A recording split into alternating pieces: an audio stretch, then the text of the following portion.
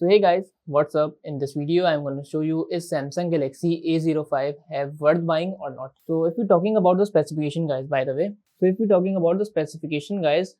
as you see, we have 5000 mAh battery in it. Talking about the storage, so 64 GB storage and 4 GB memory. After that guys, if we're talking about the camera, so it has 50 megapixel back camera, and talking about selfie camera, so it has 8 megapixel camera. And since I haven't tell you about the chipset, so by the way, it has MediaTek Helio G85 chipset, which is a good chipset. And for talking about the performance, so yes, we can do gaming for a light gaming purpose also. But if you're talking about the primary usage of WhatsApp, social media application, and other file and other application like office work, so it is a very best phone for this purpose because it is a Samsung brand. So I guess yes, it is worth to buy Samsung Galaxy A05 device in this budget. So that's it about the video. If this video helped you guys, kindly like the video and follow us for more tips and tricks. See you guys in the next video. Take care.